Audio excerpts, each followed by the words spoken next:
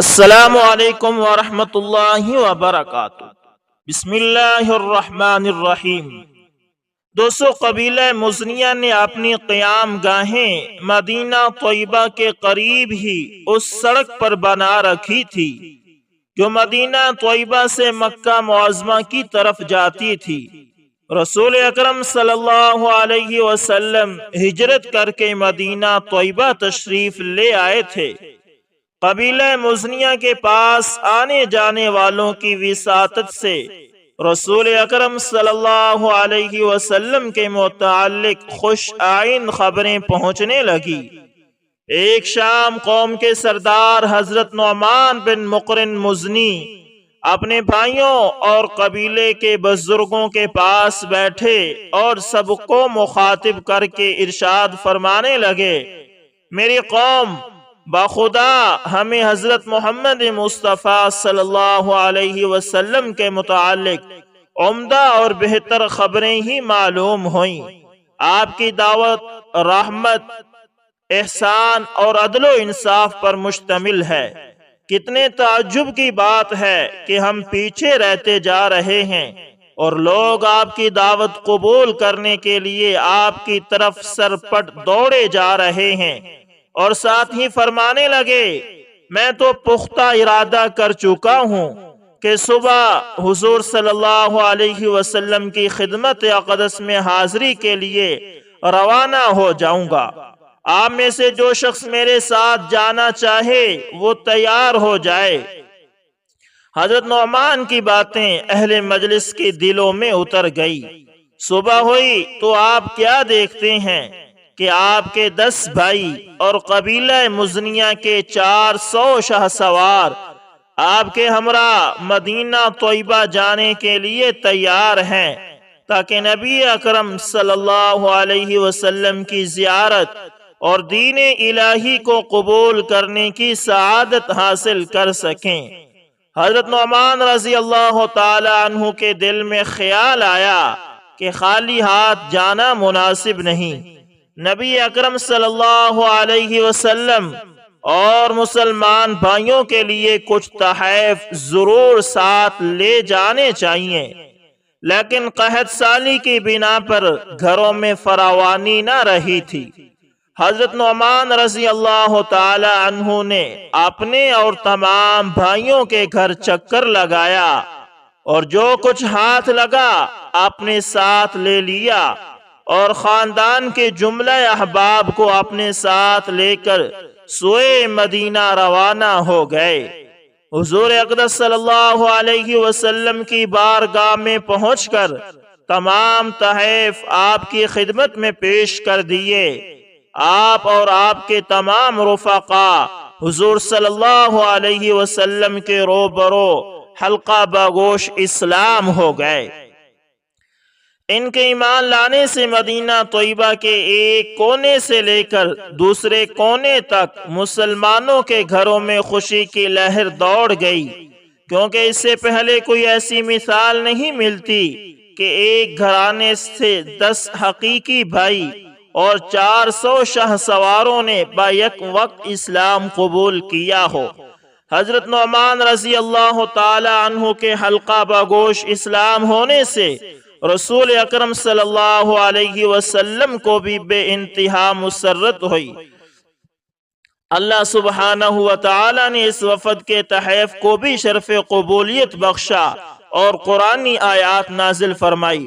وَمِنَ الْأَعْرَابِ مَن يُؤْمِنُ بِاللَّهِ وَالْيَوْمِ الْآخِرِ وَيَتَّخِذُ مَا يُنْفِقُ قُرُبَاتٍ عِندَ اللَّهِ وصلوات الرسول ألا إنها قربة لهم سيدخلهم الله في رحمته إن الله غفور رحيم۔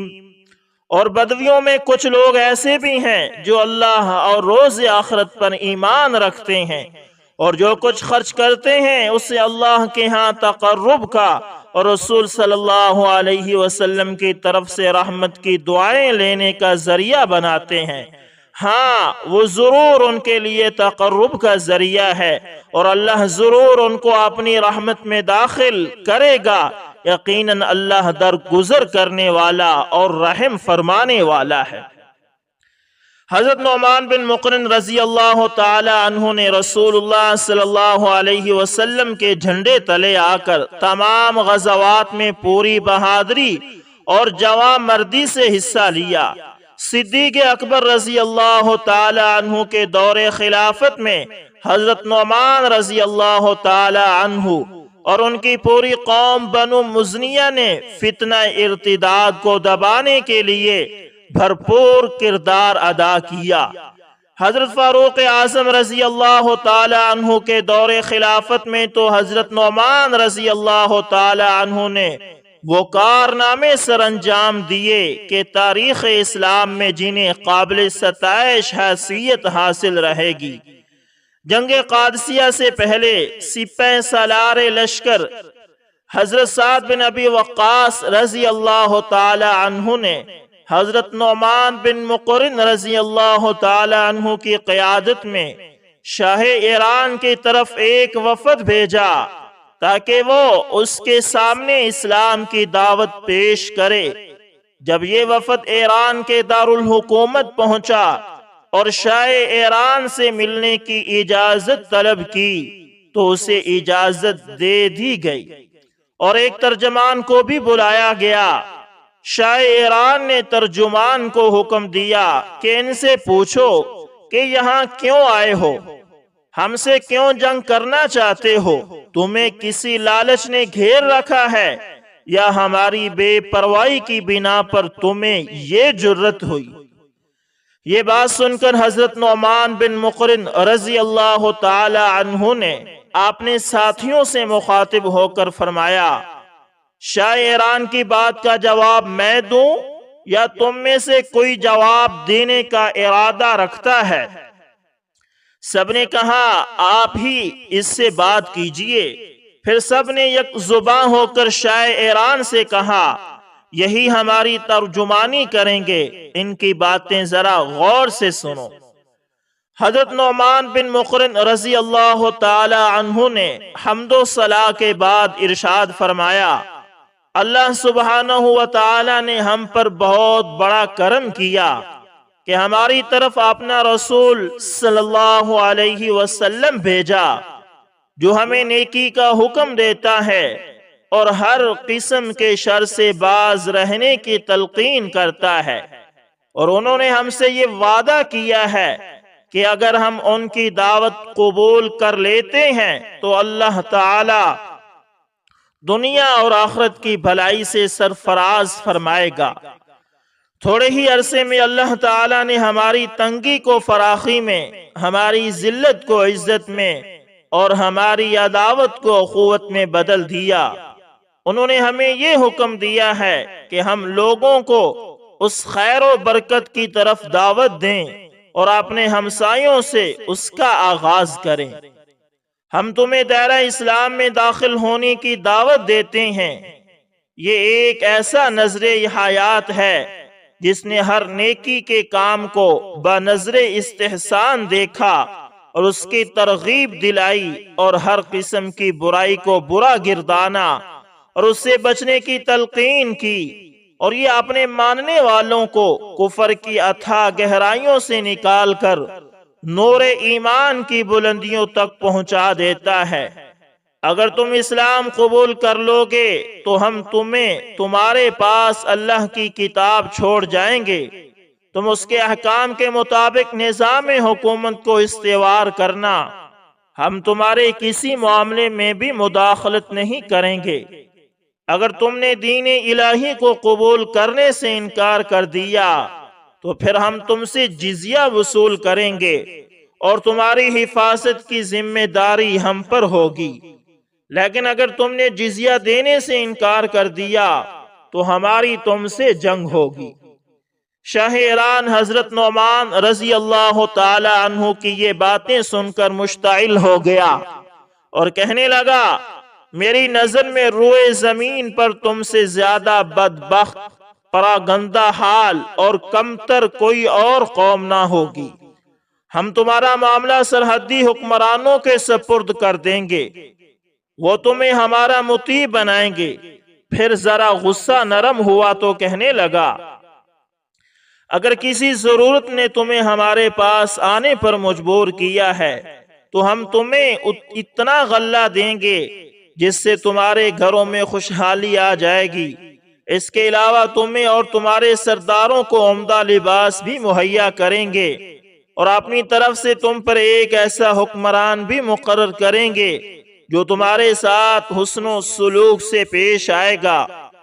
یہ باتیں سن کر وفد کے ایک رکن نے شاہ ایران کو خوب سنائیں، جس سے اس کے غصے کی آگ پھر بھڑک اٹھی اور غضبناک انداز میں کہنے لگا، اگر قاصدوں کے تحفظ کا بین الاقوامی معاہدہ نہ ہوتا تو آج میں تمہیں قتل کر ڈالتا۔ میری آنکھوں سے ابھی ہی دور ہو جاؤ، میرے پاس تمہارے لیے کچھ نہیں۔ اپنے سالار کو جا کر بتا دینا کہ میں تمہاری طرف رستم کو بھیجوں گا، وہ تمہارے سردار اور تمہیں ایک ساتھ قادسیہ کی خندق میں دفن کر دے گا۔ پھر اس نے مٹی کا ایک تھیلا منگوایا اور اپنے کارندوں کو حکم دیا کہ یہ تھیلا ان میں سے اس شخص کے سر پر رکھنا جو زیادہ معزز سمجھا جاتا ہے، اور تمام لوگوں کے سامنے اسے ہانک کر دارالحکومت سے نکال دو۔ درباریوں نے وفد سے پوچھا، تم میں سب سے زیادہ معزز کون ہے؟ حضرت عاصم بن عمر آگے بڑھے اور فرمایا، میں۔ تو انہوں نے اس پر مٹی کا تھیلا لاد دیا اور وہ اسی حالت میں دارالحکومت مدائن سے نکلے۔ شہر سے باہر آ کر وہ مٹی کا تھیلا انہوں نے اپنی اونٹنی پر لادوایا اور اسے حضرت سعد بن ابی وقاص رضی اللہ تعالی عنہ کے پاس لے آئے اور یہ خوشخبری سنا دی کہ اللہ تعالی مسلمانوں کے لیے ایران کو فتح کر دے گا اور انہیں سرزمین فارس کا مالک بنا دے گا۔ کچھ عرصہ بعد جنگ قادسیہ کا واقعہ پیش آیا اور قادسیہ کی خندق ہزاروں لاشوں سے بھر گئی، لیکن یہ لاشیں مسلمانوں کی نہیں تھی بلکہ یہ ایرانی لشکر کی تھی۔ ایرانیوں نے قادسیہ کی شکست سے حوصلہ نہ ہارا بلکہ 89 افراد کو جمع کیا اور لشکر کو ترتیب دیا، یہاں تک کہ 1,50,000 تجربہ کار جنگجو اکٹھے ہو گئے۔ جب فاروق اعظم رضی اللہ تعالی عنہ کو اس جمع غفیر کے متعلق علم ہوا تو اس بڑے خطرے کا مقابلہ کرنے کے لیے خود تیار ہوئے، لیکن لشکر اسلام کی بعض اہم شخصیتوں نے آپ کو اس سے روک دیا اور یہ تجویز پیش کی کہ ایک ایسے سپہ سالار کو یہ مہم سر کرنے کے لیے روانہ کریں جو قابل اعتماد ہو۔ حضرت عمر رضی اللہ تعالی عنہ نے فرمایا، مجھے ایسے شخص کی نشاندہی کرو جسے قائد بنا کر اس مہم کو سر کرنے کے لیے روانہ کر سکے۔ ہے کوئی ایسا شخص جو اس مہم کو سر انجام دے سکے؟ ہے کوئی ایسا مرد مجاہد جو یہ کام کر سکے؟ اگر آپ کی نظر میں کوئی ایسا شخص ہے تو مجھے ضرور مطلع کریں تاکہ میں اسے اس مہم پر بھیج سکوں اور وہ مسلمانوں کی فتح اور کامرانی کا سبب بن سکے۔ اگر ہے تو مجھے مطلع کریں۔ سب نے عرض کی، امیر المومنین، آپ اپنے لشکر کے متعلق خوب اچھی طرح جانتے ہیں۔ آپ رضی اللہ تعالی عنہ نے ارشاد فرمایا، اللہ کی قسم میں مسلمانوں کے لشکر کا سالار ایک ایسے شخص کو بناؤں گا کہ جس میں یہ خوبی ہو کہ جب دونوں فوجوں میں گھمسان کی جنگ چھڑتی ہے تو وہ تیرے سے بھی زیادہ تیز ثابت ہوتا ہے، اور وہ ہے نعمان بن مقرن مزنی۔ سب نے کہا، واقعی وہ اس منصب کے لائق ہے۔ سب اس بات پر متفق ہو گئے کہ حضرت نعمان بن مقرن مزنی رضی اللہ تعالی عنہ کو اس منصب پر فائز کیا جائے جو مسلمانوں کی کامیابی اور کامرانی کا سبب بن سکتے ہیں، اور سب نے متفق ہو کر حضرت عمر بن خطاب رضی اللہ تعالی عنہ کو اس بات کی اجازت دے دی تو حضرت عمر رضی اللہ تعالی عنہ نے اس کی طرف یہ خط لکھا۔ عمر بن خطاب رضی اللہ تعالی عنہ کی جانب سے نعمان بن مقرن رضی اللہ تعالی عنہ کی طرف، بعد از تسلیمات مجھے یہ اطلاع ملی ہے کہ ایرانیوں نے نہاون شہر میں کثیر تعداد میں فوج جمع کر لی ہے۔ جب آپ کو میرا یہ خط ملے تو اللہ کا نام لے کر اور اس کو شامل حال سمجھتے ہوئے دشمن کے مقابلے کے لیے روانہ ہو جائیں۔ یاد رکھنا، ایک مسلمان میرے نزدیک 1,00,000 دینار سے بھی زیادہ قیمتی اور محبوب ہے۔ والسلام۔ حضرت نعمان رضی اللہ تعالی عنہ نے دشمن سے مقابلے کے لیے اپنے لشکر کو تیار کیا اور تجربے کار شاہ سوار صورتحال معلوم کرنے کے لیے روانہ کیے۔ جب یہ شاہ سوار نہاون شہر کے قریب پہنچے تو ان کے گھوڑے اچانک رک گئے۔ شاہ سواروں نے انہیں دوڑانے کی کوشش کی لیکن وہ اسی جگہ جمے رہے، ایک قدم بھی آگے نہ بڑھے۔ شاہ سوار گھوڑوں کی پیٹھ سے نیچے اترے تاکہ صحیح صورتحال معلوم کر سکیں۔ وہ یہ دیکھ کر حیران رہ گئے کہ گھوڑوں کے پاؤں میں کیل پیوست ہو چکے ہیں۔ انہوں نے جب ارد گرد کا بغور جائزہ لیا تو کیا دیکھتے ہیں کہ ایرانیوں نے نہاون کی طرف جانے والے تمام راستوں میں لوہے کے نوکدار کیل بکھیر دیے ہیں تاکہ شاہ سوار اور پیادہ فوج کا راستہ روکا جا سکے اور وہ نہاون شہر تک پہنچ نہ سکیں۔ شاہ سواروں نے اس صورتحال سے حضرت نعمان بن مقرن رضی اللہ تعالی عنہ کو مطلع کیا اور ان سے رائے طلب کی۔ انہوں نے حکم دیا کہ سب اپنی جگہ کھڑے رہیں۔ جب رات کی تاریکی چھائی تو بے تحاشا آگ جلائیں تاکہ دشمن اس روشنی میں تمہیں دیکھ لے۔ جب روشنی 400 پھیلی ہوئی ہو تو خوف و ہراس اور ہزیمت و پسپائی کا مظاہرہ کریں۔ اس سے دشمن فوج کے دل میں تمہارے پاس پہنچنے کی شدید دلی خواہش پیدا ہوگی، جس کی تکمیل کے لیے وہ از خود راستوں میں بکھرے ہوئے کانٹے اور کیل چننے پر مجبور ہوں گے۔ اس طرح تمہارے تمام راستے صاف ہو جائیں گے۔ ایرانیوں کے خلاف یہ تدبیر کاریگر ثابت ہوئی۔ جب انہوں نے آگ کے الاؤ کی روشنی میں مسلمانوں کو دیکھا اور مسلمان لشکر پسپا ہو کر بھاگنا چاہتا ہے تو انہوں نے جلدی سے اپنے کارندے بھیج کر تمام راستے صاف کروا دیے۔ جب راستے صاف ہو گئے تو مسلمانوں نے یکدم پیچھے مڑ کر اچانک دشمن پر زوردار حملہ کر دیا۔ حضرت نعمان بن مقرن رضی اللہ تعالی عنہ اپنے لشکر کے ساتھ نہاون شہر کے بالائی جانب پڑاؤ ڈال دیا اور دشمن پر حملہ کرنے کے لیے منصوبہ بندی کی۔ آپ نے لشکر کو مخاطب کرتے ہوئے فرمایا، میں 3 مرتبہ نعرہ تکبیر بلند کروں گا۔ جب پہلی مرتبہ نعرہ تکبیر کروں تو سب لوگ چوکس ہو جائیں۔ جب دوسری مرتبہ نعرہ تکبیر کہوں تو اپنے ہتھیار سنبھال لیں، اور جب تیسری مرتبہ نعرہ تکبیر کہوں تو میرے ساتھ مل کر دشمن پر زوردار حملہ کر دیں۔ حضرت نعمان بن مقرن رضی اللہ تعالی عنہ نے 3 دفعہ اللہ اکبر کہا اور شیر کی سی دلیری کے ساتھ دشمن کی صفوں میں جا گھسے، اور آپ رضی اللہ تعالی عنہ کے پیچھے لشکر اسلام سیل رواں کی طرح دشمن کے خس و خاشاک کو بہاتا ہوا مسلسل آگے بڑھنے لگا، اور دونوں فوجوں کے درمیان ایسا گھمسان کا رن پڑا کہ جنگی تاریخ میں کم ہی کسی ایسی لڑائی کی مثال ملتی ہوگی۔ ایرانی فوج گاجر مولی کی طرح کٹنے لگی، لاشوں کے انبار لگ گئے۔ میدان اور پہاڑ جس طرف نگاہ اٹھتی لاشوں کے کشتوں کے پشتے لگے ہوئے تھے۔ گزرگاہوں اور راستوں میں خون پانی کی طرح بہ رہا تھا۔ اسی عالم میں سپہ سالار حضرت نعمان بن مقرن رضی اللہ تعالی عنہ کا گھوڑا پھسلا اور گرتے ہی دم توڑ گیا، اور حضرت نعمان رضی اللہ تعالی عنہ بھی گرتے ہی شہید ہو گئے۔ فوراً آپ کے بھائی نے آگے بڑھ کر جھنڈا اپنے ہاتھ میں تھام لیا اور آپ کے جسد خاکی پر اپنی چادر ڈال دی تاکہ آپ کی شہادت کی خبر مسلمان فوج کو نہ ہونے پائے۔ جب لشکر اسلام کو ایسی مکمل فتح نصیب ہوئی جسے فتح مبین کا نام دیا گیا، تو فتح یاب لشکر نے اپنے قائد کے متعلق دریافت کیا کہ وہ کہاں ہیں۔ ان کے بھائی نے ان کے جسد خاکی سے چادر اٹھائی اور فرمایا، یہ ہیں آپ کے امیر۔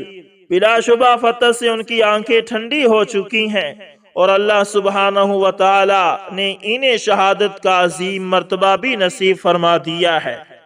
تو دوستو، یہ تھے حضرت نعمان بن مقرن مزنی، جو اپنے قبیلے کے سردار تھے، اور اللہ تعالی نے انہیں اور ان کی وجہ سے پورے قبیلے کو ہدایت سے نوازا، اور انہوں نے آپ صلی اللہ علیہ وسلم کی خدمت اقدس میں حاضر ہو کر سب کے سامنے اسلام کے قبول کا اعلان کیا۔ تو دوستو، پھر انہوں نے اسلام کے لیے بہت بڑی قربانیاں بھی دی، اور حضرت عمر رضی اللہ تعالی عنہ کی نگاہ انتخاب بھی حضرت نعمان بن مقرن مزنی رضی اللہ تعالی عنہ پر پڑی۔ تو دوستو، صحابہ کرام رضوان اللہ علیہم اجمعین نے دین اسلام ہم تک پہنچانے کے لیے بہت بڑی بڑی قربانیاں دی ہیں۔ آج اگر ہم کلمہ پڑھتے ہیں یا اسلام کی کسی بھی تعلیم پر عمل کرتے ہیں، تو یہ سب صحابہ کرام رضوان اللہ علیہم اجمعین کی بدولت ہے۔ اللہ تعالیٰ سے دعا ہے کہ اللہ تعالیٰ صحابہ کرام رضوان اللہ علیہم اجمعین کے درجات کو بلند فرمائے، اور ہمیں بحیثیت امت مسلمہ صحابہ کرام رضوان اللہ علیہم اجمعین کے نقش قدم پر چلنے کی توفیق عطا فرمائے۔ دوستو، امید کرتا ہوں ویڈیو اچھی لگی ہوگی، پسند آئے تو لائک شیئر کومنٹ لازمی کریں، اور اگر آپ ہمارے channel AS information T V پر نئے ہیں تو اس کو لازمی سبسکرائب کریں، اور ساتھ میں بیل کے نشان کو دبانا نہ بھولیے گا تاکہ ہر نئی ویڈیو کا نوٹیفیکیشن دوستو سب سے پہلے آپ تک پہنچتا رہے۔ ملتے ہیں کسی نیکسٹ اچھی سی ویڈیو کے اندر، تب تک کے لیے اللہ حافظ، جزاکم اللہ خیر۔